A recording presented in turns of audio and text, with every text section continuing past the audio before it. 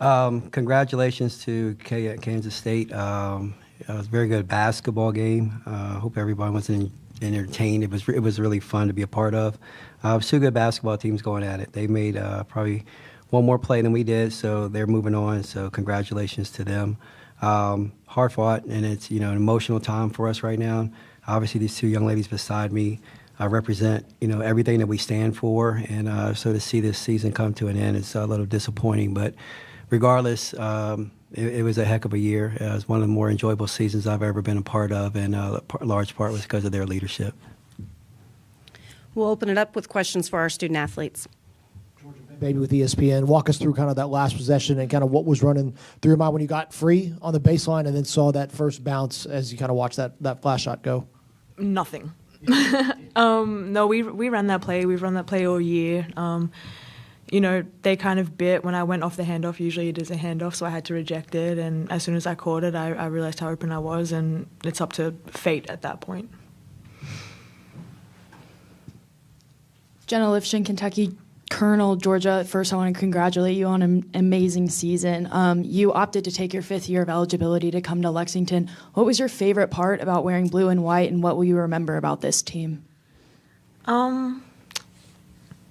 It's deep. I think in the locker room, like we were kind of saying, that it's been such a blessing for both of us to bring Kentucky back. Obviously Kentucky is a name brand on the men's side, but I told the girls, it's up to you on whatever you decide, but hang around because it's only going to go up from here. It's an attractive style of play. Coach Brooks proves that he's a winner, so I think it's cool to be the foundation and be the just project the program forward. That's been the greatest thing, is seeing, the crowds come back game after game. Even Memorial, I didn't see the old one, but I heard of it. So it's been cool to play in the new one, and to kind of just get things rolling back again. Randy Maynard, Nolan Group Media. Georgia, I was super impressed through the handshake line at the end of the game, how you kept a stiff upper lip and you weren't dragging your demeanor, and like many players I've seen who had such a misfortune at the end of the game. How could you have such a good demeanor? I mean, I'm not going to let one shot affect 5 years. That's pretty much it.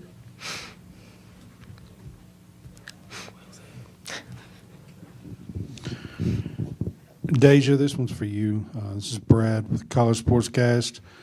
Kind of the same with what they asked Georgia. I mean, for you coming into Kentucky this year and getting to experience the NCAA tournament on this stage, what does that mean to you?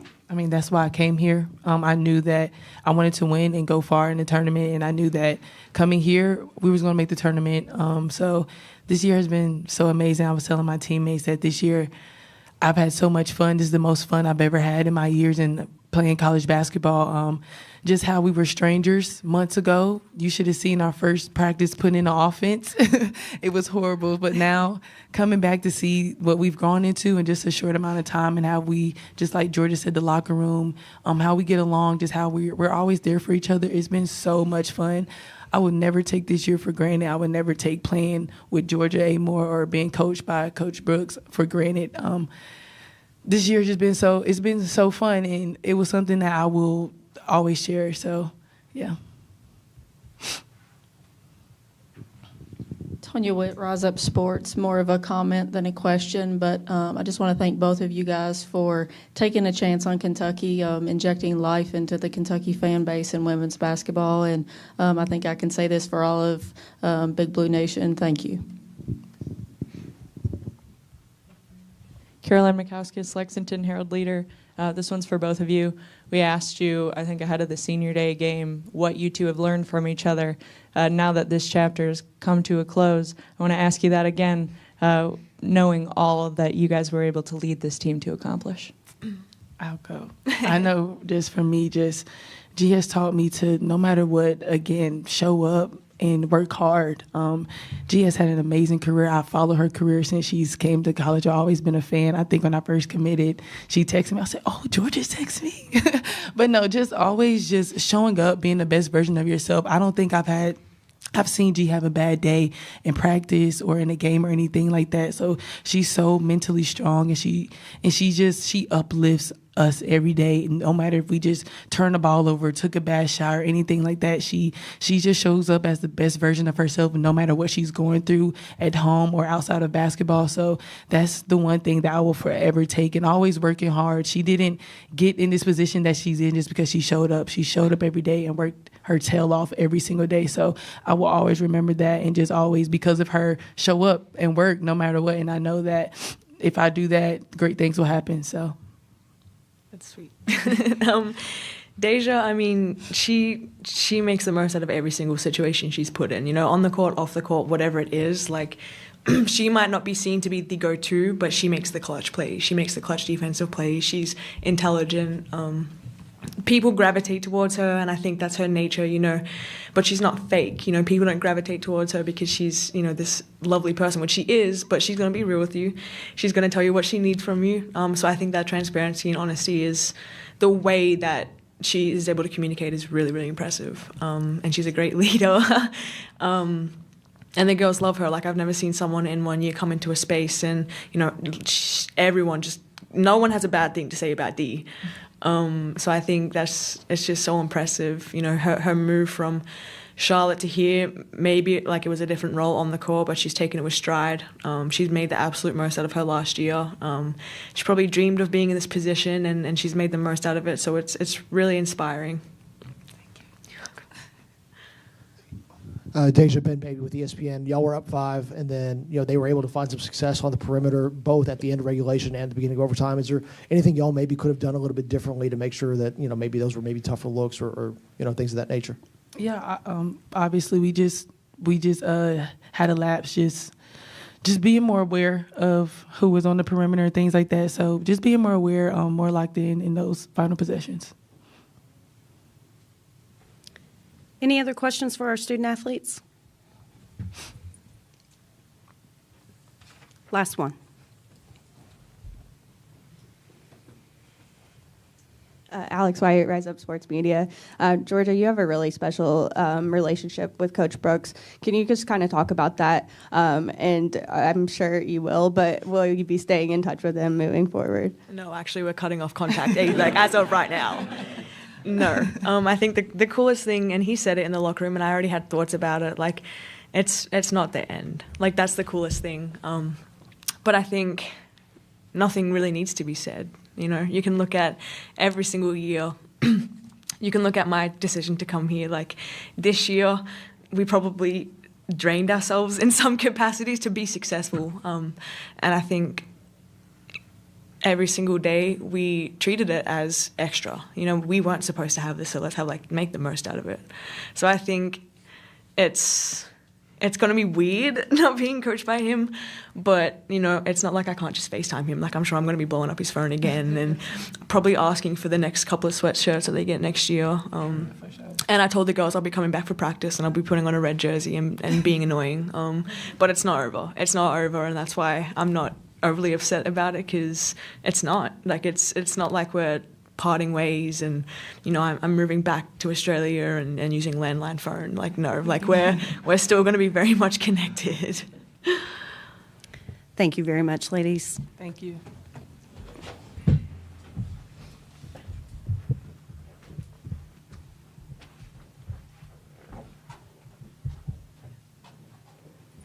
All right, we'll open it up with questions for the head coach.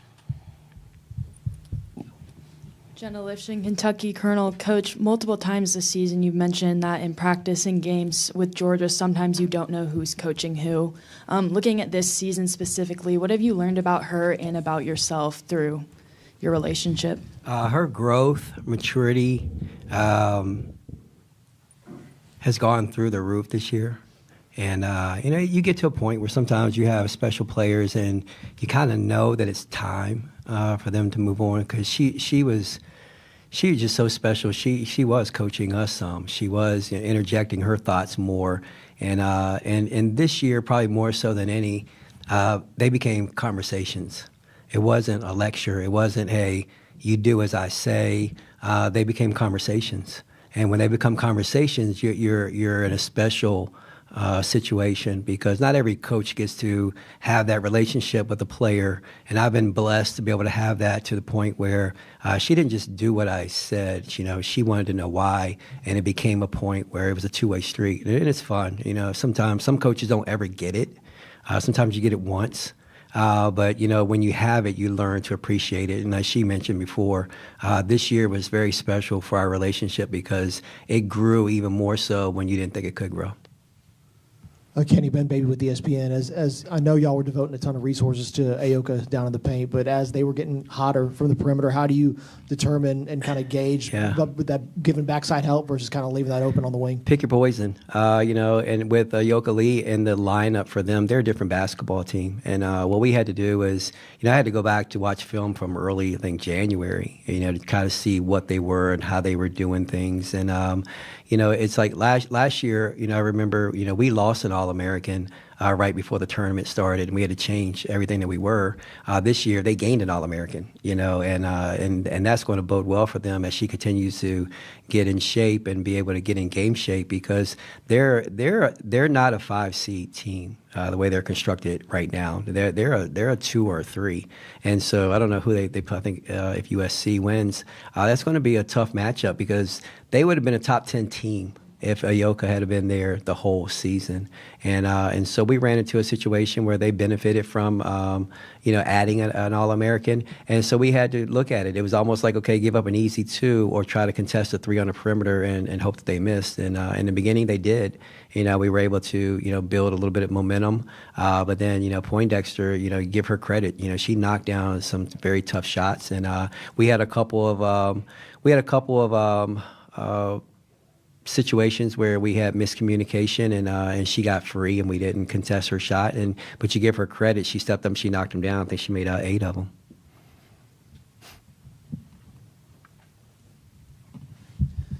I know the first season didn't end the way you wanted to, but what do you think about your first overall season here in Lexington at Kentucky? Yeah, the season's going to end the way that somebody wants it for one program in the country. Whether it's today, whether it's next week, whether it's yesterday, whether it's whatever. You're going to have this sting.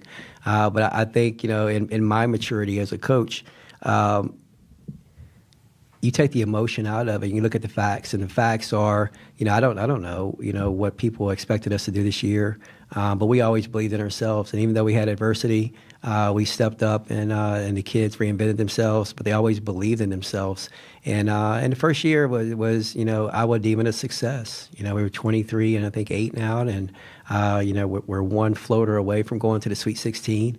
But more importantly, we built the foundation. Big Blue Nation was terrific tonight. They were loud. They got to witness a great basketball game, and I think we're going to build off of that. It's been a terrific year. I love Lexington. I love what Big Blue Nation is willing to put into and pour into women's sports, and so I think it's something for us to be excited about. And overall, I think it was a success. It's a lot of fun. Coach Corey here with Bosmer Media.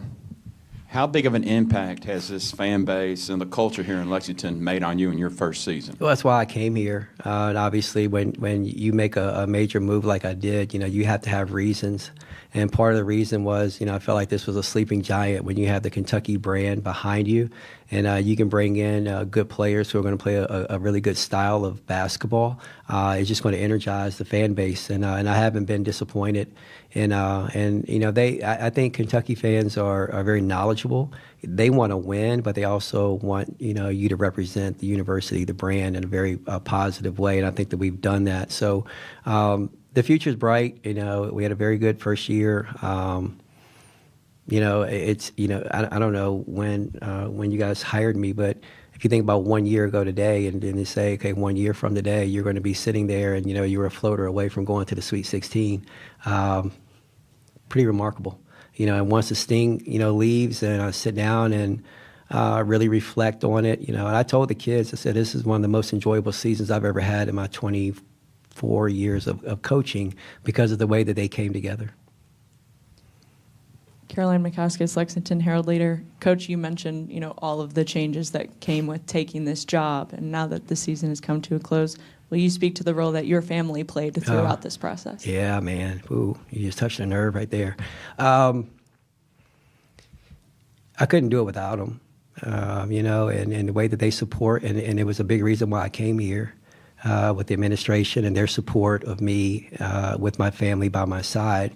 That's the only way I could have done it. And obviously it's well documented what my wife has gone through, what we've gone through with my wife. And we're a village, and I can't, she's the biggest fan that I have. My daughters are the biggest fans that I have. This is an opportunity for me to be able to get some of that time back that I missed when I was a young coach. And I felt like I was so busy making a life, I wasn't living a life. And I get an opportunity now to just get bonus time. And, they're so positive and just such a positive influence on my program. Gabby played 4 games, but she's the life of the party in the locker room. She helps humanize me. The girls would go to her and say, well, is he mad? And she can interpret all that. She can tell them what's going on. That's really what helped our locker room, other than Georgia knowing me. Kendall is, she's a big supporter. They're basketball fans. They have basketball minds, and they're there for the kids. And you can't forget Chloe. Chloe's in France. Chloe stays up, and I don't know what time it is now, but she watches every one of our games. And she calls me and she asks me, and she'll preface it and she'll say, "This is a coaching question," or "This is a dad question," and she'll say, "Why did you do this? Why did you do that?" But it's just a support, and I couldn't do it without them. And I don't want to do it without them, because I think that it gives us an opportunity to make this program a family. And so many people will look at it and say, okay, they'll try to make the narrative that you can't intersect family and business. And I learned from Vic Schaefer that you can do it. You can do it. You have to do it the proper way. But my family, they do a really good job, and I couldn't do it without them. And that's why I'm here. Because they gave me the opportunity to inject family into a program, and that's the way that we will operate. Hey, Coach, Brad from College Sportscast. So down the stretch, seemed like it was haymaker after haymaker. It was. In the game. At the end of the game there, the last 20 seconds or so, it seemed like you guys had great effort, and several of them just laid on the rim. Just kind of walk me through that. Yeah, we had opportunities, throughout the whole basketball game, and I think that everybody will try to focus on the floater that Georgia missed at the end. But I think Georgia had a 3 towards the end. Amelia Hassett had a wide open 3. We had opportunities, So we're gonna leave. We know we went down fighting. We had the opportunities that we wanted. Yes, we wish we could have stepped up and knocked them down, but it wasn't for lack of effort. And some of the things that happened, you give them credit. We had a lead, and they had to make shots, and they did, and they made those big shots. We came back down, we were countering, and it was a terrific basketball game, and I think that a lot of people will be able to enjoy it. There had to be a winner, there had to be a loser, and I think that's what makes March so special. But we had our opportunities. We know that. We didn't fumble it away, we didn't kick it away, we didn't make a bad decision. We had the opportunities. They stepped up, made theirs, and we had the opportunity. We just didn't make ours. That's all the time that we have for questions. Just want to send a special thank you to each of you in this room, too, for your coverage and support of women's basketball. I echo that sentiment, because you guys help grow this sport, with your hard, tireless effort. You guys do a really good job of putting it on paper, whether I agree with what you say or not. I really appreciate your efforts, and this game will grow if you guys keep covering like that. So thank you guys so much.